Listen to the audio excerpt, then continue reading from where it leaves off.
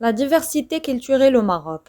Le Maroc est un pays et carrefour où se sont croisées différentes cultures et civilisations, langues, croyances et religions, qu'il est et en a été ainsi depuis l'aube du temps. Cependant, dans l'histoire, le Maroc est occupé par de nombreuses civilisations, à savoir les Phéniciens, les Carthaginois, les Romains, les Vandales, les Arabes, les Portugais, les Espagnols et les Français. Également, il a connu des influences culturelles arabes, juives, méditerranéennes et africaines dont la culture marocaine prend racine. À cette diversité culturelle s'ajoute une diversité géographique. En effet, le Maroc compte des paysages diversifiés, du désert aux montagnes, en passant par des plaines fertiles qu'encadrent des côtes étendues de 3500 km de surface. Ainsi, ces multiples rencontres avec d'autres cultures et d'autres langues et races ont cultivé chez le Marocain moyen un intérêt pour l'autre et sa civilisation, et par voie de conséquence un attachement à la diversité culturelle. La question qui se pose, cette diversité culturelle a fait des Marocains des individualistes ou des communautaristes? C'est ce qu'on va essayer de répondre dans cette partie. L'individualisme et le collectivisme sont deux indicateurs incontournables dans toute étude qui s'intéresse à la dimension culturelle. D'abord, le premier indicateur désigne le degré d'autonomie individuelle, de liberté et de prévalence des droits et intérêts de l'individu sur ceux du groupe.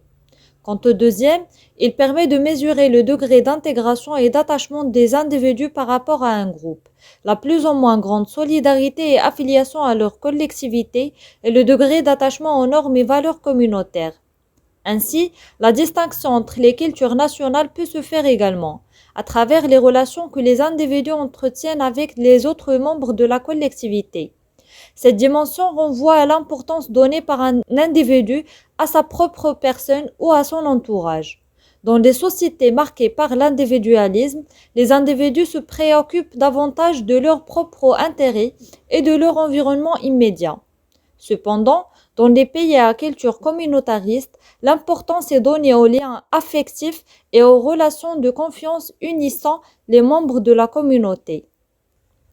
Toutefois, pour coexister entre toutes les identités culturelles et interculturelles, il faut tout d'abord comprendre que la manière de voir les choses par les individus d'une communauté dépend de savoir bien se situer comme pays collectiviste ou individualiste. Raison pour laquelle une analyse de comportement des citoyens face à des différentes situations est jugée importante.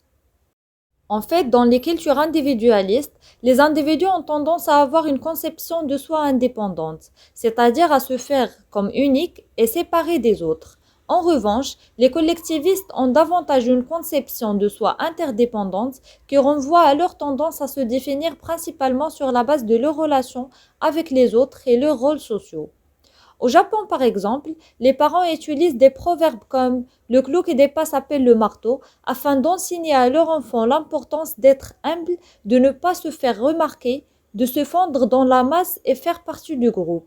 Dans le même sens, on entend toujours dire au Maroc fais comme a fait les autres ou encore il ne fuit du groupe que le diable.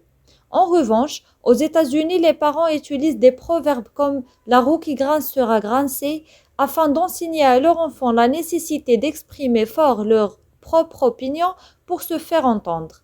Ces différences concernant l'éducation des enfants reflètent des différences de conception de soi entre les cultures individualistes comme les États-Unis et les cultures collectivistes comme le Maroc et le Japon.